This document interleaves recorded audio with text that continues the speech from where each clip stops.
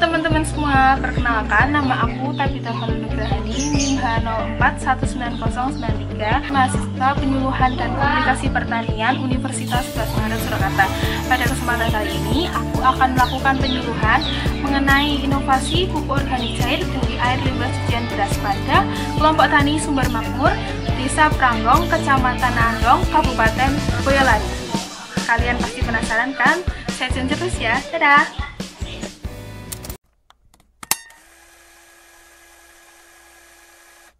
Selamat sore Bapak sekalian. Sore. Kita langsung mulai saja nggih niki acaranya. Nah, yang pertama marilah kita manjatkan puji syukur kehadirat Tuhan Yang Maha Esa sehingga atas berkatnya kita dapat bertemu di sini dalam keadaan yang sehat tanpa kurang suatu apapun meskipun dalam keadaan pandemi seperti ini. Nah, untuk itu sebelumnya perkenalkan saya Tabita Nugrahani. Saya dari mahasiswa penyuluhan dan komunikasi pertanian Universitas 11 Maret. Di sini saya mau melaksanakan penyuluhan, tapi sebenarnya kita nanti diskusi saja. Monggo mbak-mbak kalau misalnya mau menceritakan, mau sharing, mau pikiran bersama boleh sekali.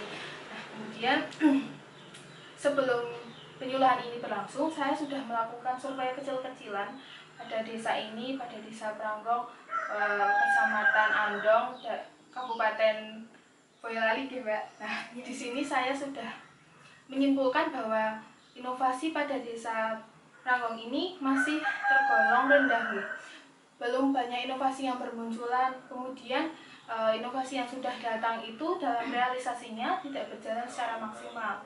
Nah, untuk dari itu saya di sini tujuannya sekaligus membawa inovasi yang saya temukan sendiri. Nah, inovasi ini harapannya itu nanti bisa berguna, bisa teradopsi dengan baik, dan mbak-mbak sekalian bisa menerapkannya dalam kegiatan budidaya pertaniannya nanti. Nah, sebelum itu saya sudah membuat leaflet. Nah, ini mau mbak bisa saya. Nah, di situ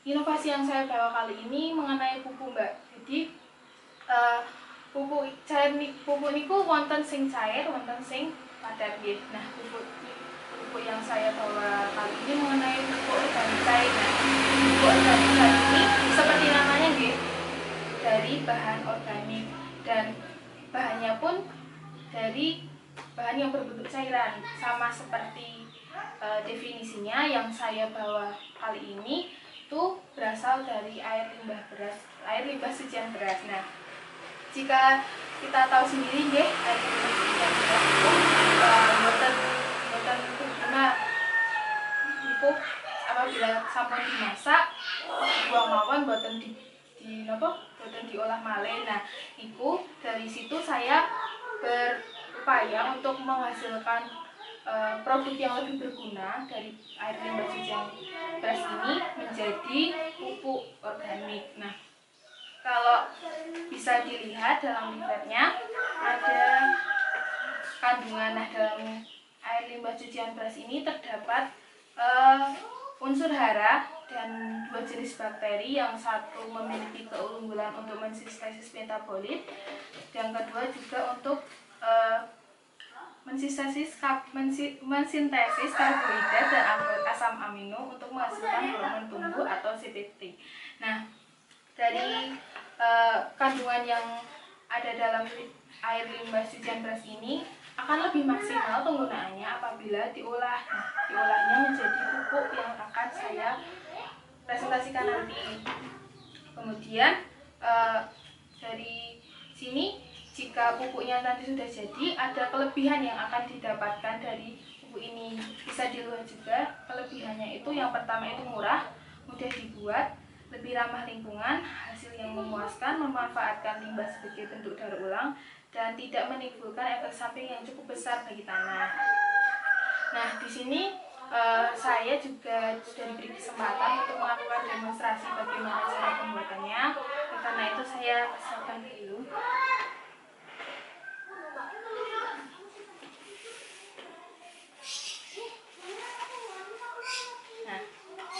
jika dilihat niki wonten alat bahane. Yang pertama niku air limbah cucian beras nggih. Ini biasa disebutkan air leri. Nah, dari air leri ini yang digunakan niku merupakan air limbah cucian yang pertama yang masih keruh, yang bakterinya itu masih banyak. Nah, setelah dikumpulkan, nanti takarannya kira-kira 1 liter yang digunakan. Kemudian bahan yang kedua itu ada ini ada EM4. Nah, EM4 ini itu merupakan mikroorganisme cair yang dinonaktifkan.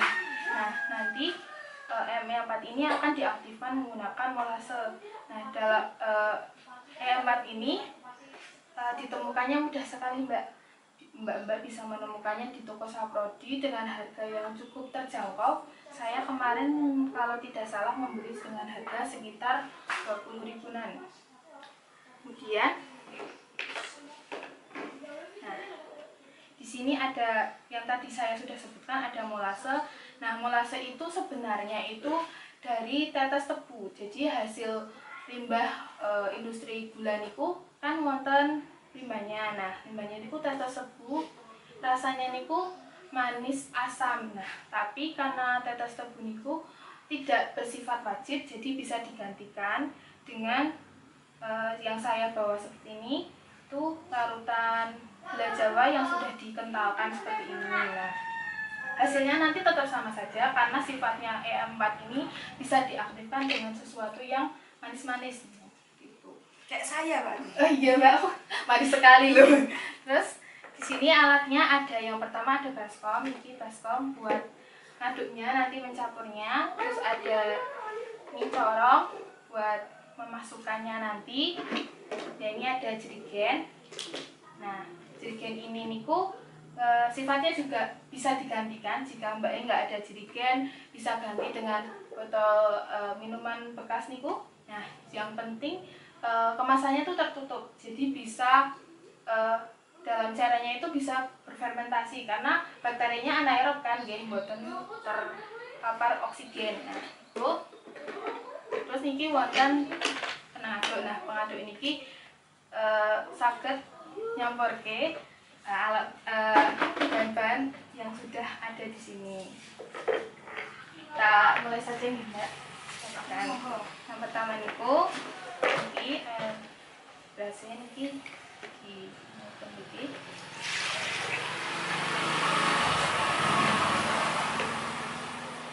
Selanjutnya itu kita memasukkan EM4. Nah, EM4 ini takarannya niku sedikit mawon, sekitar 1 tutup botol. Kan wow, tumbasnya niku sekitar 20.000. Jadi harganya niku bisa digunakan untuk berkali-kali kan. Nah, ini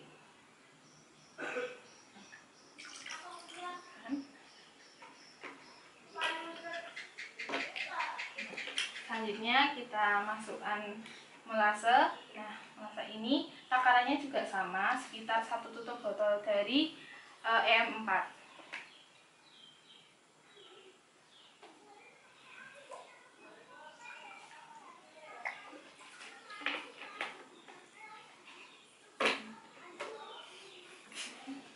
Selanjutnya, karena tadi masih bersifat campuran yang satu-satu, kita campurkan agar bisa menjadi homogen.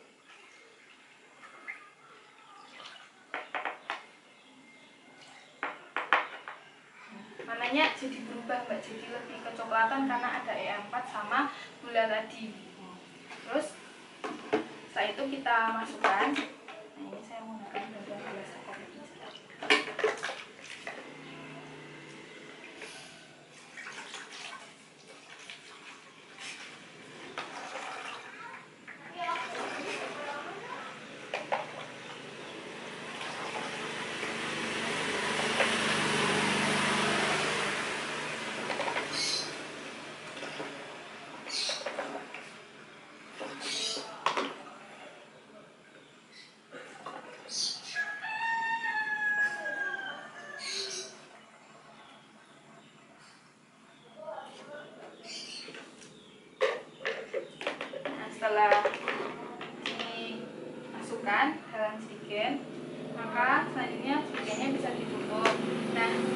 setelah ini membutuhkan fermentasi kurang lebih 2 minggu ya. Jadi tidak bisa langsung digunakan, tapi harus ditunggu dulu agar bakterinya itu bisa berfermentasi dengan baik.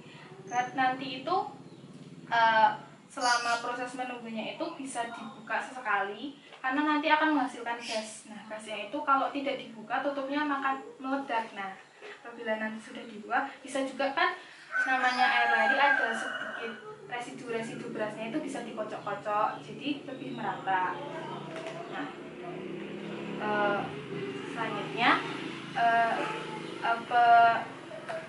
dalam pengaplikasiannya kita itu bisa menggunakan sekitar 2 gelas nih. 2 gelas itu untuk 1 ember. Jadi jika mbak-mbak itu mau nyiram, jadi sistematikanya itu kayak mau nyiram tanaman. Kita siapin 1 ember, terus kita siapin ininya sekitar 2 gelas, campurin, terus tinggal disiramin pada tanaman yang bersangkutan. Tuh, ini gesek.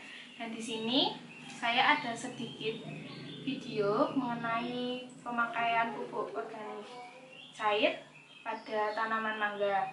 Nah, di sini saya cepetin aja nggih, Mbak, biar Mbaknya juga cepat memahami. Nah, di sini awas ya. Jarak antara mata tunas ke mata tunas lain, dan juga hamster menggunakan velg.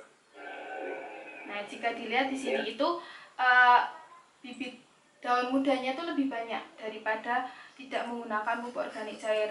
Terus jarak antar mata tunasnya tadi yang sudah disebutkan dalam video ini juga panjang-panjang, itu menandakan nanti kalau dia tumbuhnya itu lebih tinggi daripada keadaan normal. Nah, untuk itu makanya pembuatan pupuk ini bisa sangat membantu karena harganya juga murah nggih, buatan susah buatnya, ternyata dengan hasil yang sangat memuaskan. Nah, mungkin bisa dipraktekkan nanti kalau mbak-mbak semuanya terkenan.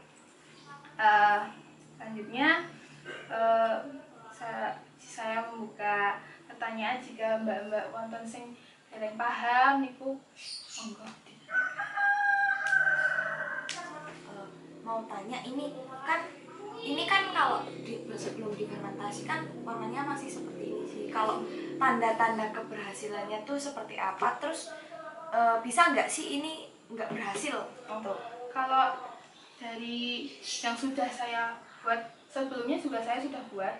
Nah, ini bentuknya saya sudah uji coba. Selama fermentasi itu tandanya itu bentuknya seperti bersoda. Jadi ada gelembung-gelembung kecil dan jika dibuka itu menghasilkan uap nih, kayak minuman bersoda, terus dibuka kan kayak kreasinya tuh ya. Nah, terus baunya monggo kalau mau dicoba dicium seperti tape nggih. Oh iya, Nggih, lan iki dadi bentuk keberhasilan dari pupuk organik. oh iya Mbak, ini kan tadi dimasukkan ke jerigen. Nah, ini tidak penuh itu tidak apa-apa ya Mbak? Oh, nggak apa-apa Mbak, kan ini samahannya yang seperti saya buat, ini juga nggak penuh, nggak sampai ke atas, nggak sampai penuh. Ini masuknya itu buat ruang, kan tadi ada gasnya, gas uapnya itu bisa tertahan di sini dulu sebelum kita buka. Karena kalau misalnya kita buka terus-menerus malah nggak jadi kan, karena bakterinya anaerob kan. Tuh. Masih ada itu Mbak, selain kan kalau misalnya kita pengen membuat pupuk organik lain selain dari air cucian beras itu, apa aja sih Mbak bahannya? Sebenarnya apa aja yang bisa dibikin pupuk organik itu? Sebenarnya pembuatan pupuk organik itu nggak harus mesti dari air cucian beras, bisa dari macam-macam bahan seperti limbah rumah tangga. Kemudian kalau ada sisa-sisa pertanaman seperti batang-batang yang sudah gugur, dimasukkan di difermentasikan dengan metode yang berbeda karena jenisnya juga berbeda, mereka akan lebih padat dan ini cair. Nah, itu sama bisa menjadi pupuk organik cair. Tapi yang saya bawa ini air cucian beras karena sifatnya yang akrab dengan mbak-mbak. Kalau misalnya masak terus ada gula jawa kan mesti punya kan di rumah, jadi lebih saya menentukan metode yang lebih pas aja, lebih sesuai. Oke, aman. masih nonton kan? Sampun. Oke, kalau cukup niki bisa saya simpulkan bahwa tidak semua bahan yang sudah terbuang, sudah sisa, nah itu tidak bisa dimanfaatkan. Malah ternyata banyak manfaat yang bisa kita dapatkan, khususnya guna untuk pertanian sendiri. Nah, bahan tersebut akan lebih maksimal jika kita olah dengan baik, dengan sistematika yang sedemikian rupa. Asal kita mau nggih, mboten nampa mawon tapi wonten usaha niku. Nah, seperti contohnya pupuk organik cair dari limbah air beras ini. Niku sampun sekian dari presentasi, sekian dari penyuluhan saya. Terima kasih atas perhatiannya, kehadirannya. Matur suwun sangat iki. Sampun ngrepoti, mugi bermanfaat. Kula akhiri. Begitulah mengenai kegiatan penyuluhan yang sudah aku lakukan. Semoga bermanfaat. Terima kasih. Bye-bye. Semuanya, balik lagi sama aku Tabita di sini, dan di sini aku bakal jelasin apa aja alat bantu dan alat peraga yang aku gunakan dalam video penyuluhan yang udah kalian lihat tadi. Alat bantu yang pertama aku butuhkan ada LPM, ada laptop, ada sinopsis, dan yang terakhir ada alat tulis. Untuk alat peraga yang aku butuhkan itu yang pertama ada leaflet. Nah, dalam leaflet ini berisi mengenai penjelasan pupuk organik cair yang aku buat dalam penyuluhan tadi. Nah, selanjutnya ada alat dan bahan. Alatnya ada jerigen air, corong, baskom, kemudian ada pengaduk. Dan untuk bahannya, yang pertama ada larutan gula Jawa yang berguna sebagai pengganti molase, larutan EM4, dan yang terakhir ada larutan cucian air beras atau yang biasa disebut dengan air led. Untuk alat video, nah di video ini berisi tentang hasil dari penggunaan pupuk organik cair. Segitu aja dari aku. Terima kasih, sampai berjumpa.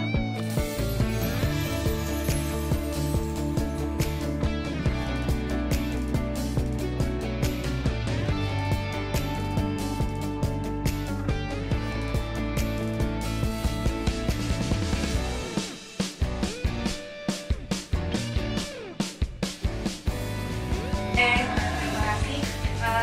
Kenapa terima kasih? Ini apa loh? Saya beneran. Gue kok iso sih nah?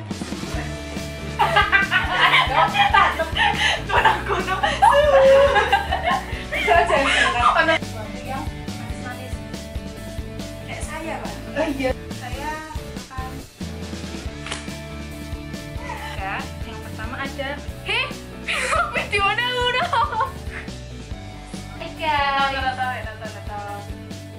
Kenapa ngomong? Paling rasa lupa.